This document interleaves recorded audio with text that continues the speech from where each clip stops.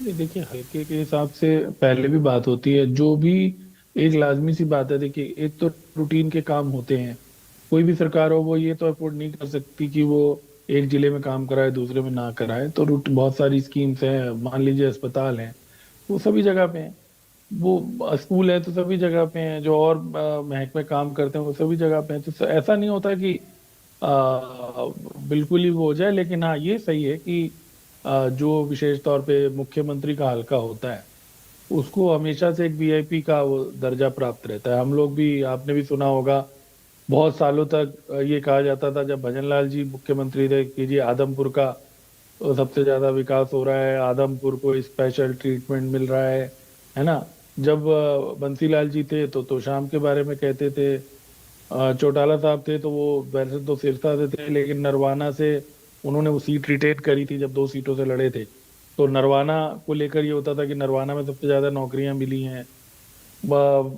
इनके अपने हुड्डा साहब के समय में रोहतक की हमेशा बात होती थी कि बड़े स्कीम रोहतक सोनीपत में आती हैं जी, सारा वो और बड़े हल्के की बात होती, मतलब एक क्षेत्र के तौर पे। तो ये जो क्षेत्रवाद है और जातिवाद है, ये इस तरह की चीजें हमारे यहाँ रहती है हमेशा से।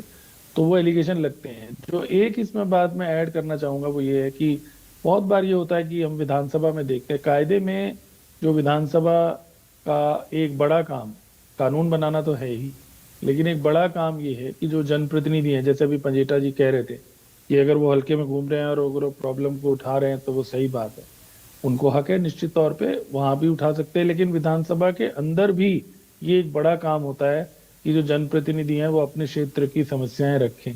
बहुत कम ऐसा देखने में आता है कि उसको लेकर लोग बहुत तवज्जो देते हैं। और कई बार तो जैसे मैंने बताया कि जो मेन मुद्दा है उसी पे वॉकआउट वगैरह हो जाते हैं। तो जब भी हम लोग विधानसभा की कार्यवाही देखते हैं तो हमेशा इस चीज की कमी महसूस होती है। फर्क क्योंकि ये होता है कि जब विधानसभा के पटल पे आप कोई बात कहते हैं तो आम तौर पर फिर उसका जवाब आता है, या जवाब नहीं भी आता तो सारे अधिकारी वहां होते हैं, वो नोट करते हैं। तो थोड़ा सा उसका जो सिग्निफिकेंस है या उसका जो इम्पैक्ट है हम्म। वो ज्यादा बढ़ जाता है यदि आप विधानसभा में अपनी हल्के की समस्याओं को रखते हैं, या कोई ऐसी आप जहां पर आपके साथ न्याय नहीं हो रहा है। मतलब जैसे अभी वो बता रहे थे कि वहां पर कुछ नया नहीं बना, या वहां पर एम्बुलेंस की कमी है, या इस तरह। क्योंकि होता तो है, अब देखिए, जो भी इन्फ्लुएंशियल, ना सिर्फ मुख्यमंत्री, फिर जो बाकी इन्फ्लुएंशियल नेता होते हैं सरकार में, तो अंतर इतना ही है कि मान लीजिए वहां पर जो है वो एक डॉक्टर की कमी है तो वहां डॉक्टर फटाफट आ जाएगा। एक्सरे मशीन अगर नहीं है या एमआरआई की मशीन नहीं है तो वो आ जाएगी। तो इस तरह का जो है वो एक रहता है। लेकिन ओवरऑल अगर हम कहें तो कोई भी सरकार हो, चाहे वो इनकी हो या उनकी हो, आरोप तो हमेशा ही लगते हैं। लेकिन सरकारें उसको काउंटर भी करती हैं। और हर जिले में प्रशासन है, मशीनरी है इन कामों के लिए, डिप्टी कमिश्नर हैं उनके नेतृत्व में, आगे नीचे सारे तमाम महकमे हैं, चाहे एग्रीकल्चर हो चाहे एनिमल हस्बेंड्री हो। तो वो अपना अपना काम तो कर रहे हैं। हाँ, थोड़ा बहुत जैसे मैंने बताया वो लाजमी भी है, लेकिन वो अगर जरूरत से ज्यादा हो तो फिर वो चुभने लगता है। तो इस केस में मुझे नहीं पता कि किन किन समस्याओं की उन्होंने वहां पे चर्चा की है। लेकिन निश्चित ही जो भी सरकार बनती है वो किसी एक हलके से तो बनती नहीं, कोई एक जिले से तो बनती नहीं। उसमें सभी का हिस्सा होता है। और उसमें कोई जो पार्टी जीतती है, बहुत रेयर ऐसा होता है कि किसी एक जिले से सारे एमएलए एक ही पार्टी से आ जाएं तो वो कह सकते हैं कि जी ये तो वो है। लेकिन अदरवाइज तो इन्हीं भी जिलों में, और आजकल तो अप्रोच करना, चाहे अच्छा फिर अगर वो नहीं भी एमएलए वहां से बने तो वहां उनके अपने नेता तो हैं ही, हर पार्टी के हर हल्के में, तो वो अपनी बात भी पहुंचाते हैं। इसके बावजूद जैसे मैंने कहा कि थोड़ा बहुत अंतर तो रह जाता है। और जो खास तौर पे मुख्यमंत्री या जो उनसे जो जो इस तरह के जो बहुत इन्फ्लुएंशियल नेता हैं या थोड़े एग्रेसिव नेता हैं, उनके यहाँ पर थोड़ा सा हमें ज्यादा लगता है कि वो ज्यादा हो गया।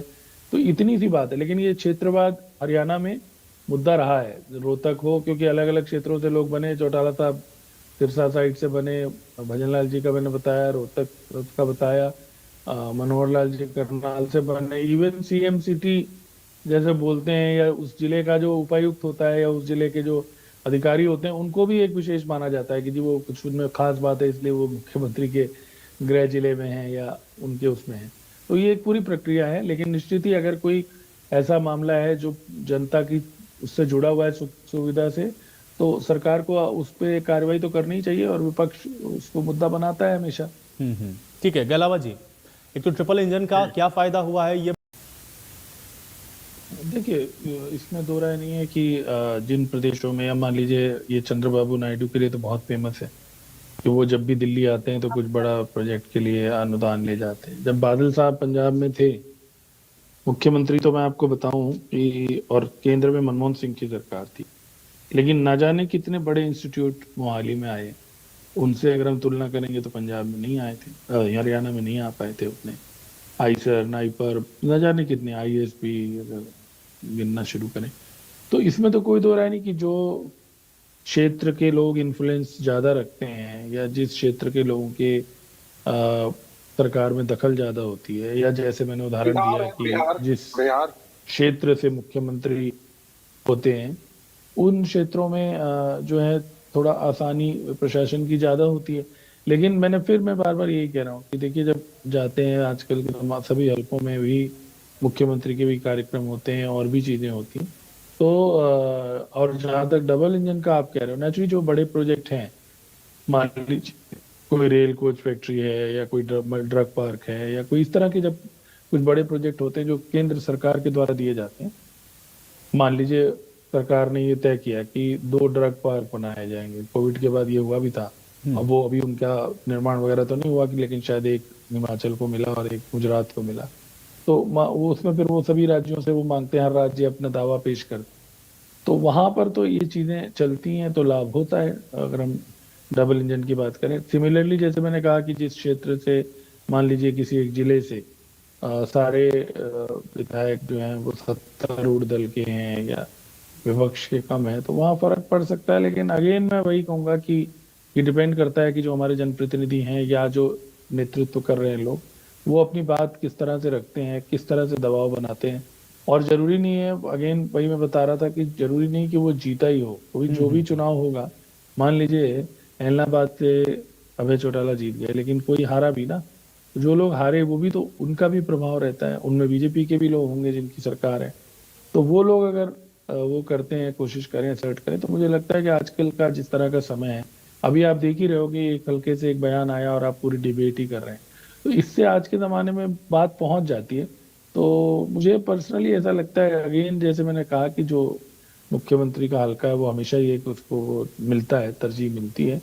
लेकिन कमोबेश क्षेत्रवाद होना नहीं चाहिए। और मुझे लगता है आज के समय में अगर आवाज उठाई जाए, चाहे वो जनप्रतिनिधियों द्वारा उठाई जाए या जो बाकी लोग जो लोगों के बीच कह देते हैं, काम करते हैं, तो चीजें हो जाती हैं। लेकिन ये एक नेचुरल बात है। मान लीजिए 2 जिले हैं, अब उनमें कोई अधिकारी भी एक में एक्टिव है, दूसरा उतना नहीं है, तो वो थोड़ा सा एक्स्ट्रा अपनी जगह के लिए, अपने जिले के लिए ले आता है। तो ये एक कॉन्टिन्यूस प्रोसेस है। बट फिर मैं कहूंगा कि जो सरकारी योजनाएं हैं, अब ऐसा तो नहीं कि बुढ़ापा पेंशन जो है वो कुरुक्षेत्र में मिलती है और सिरसा में नहीं मिलती, ये तो नहीं हो सकता। या जो है वो मुफ्त दवा यदि मिल रही है या मुफ्त टेस्ट हो रहा है, तो वो कुरुक्षेत्र में होगा या वहां नहीं होगा, सिरसा में नहीं होगा, ऐसा तो नहीं होता। लेकिन फिर भी जो प्रोजेक्ट्स हैं जहां पर डिस्क्रिशन है, वहां पे जैसे मैं बार बार कह रहा हूँ कि वो एक हमेशा से रहा है। जिसके मैंने आपको उदाहरण दिए कि हुड्डा साहब के टाइम रोहतक की बात होती थी, भजन लाल जी के टाइम आदमपुर की बात होती थी, बंसीलाल जी के टाइम तो शाम की होती थी, चौटाला साहब के टाइम नरवाना की होती थी। तो ये हमेशा रहता है एक चीज।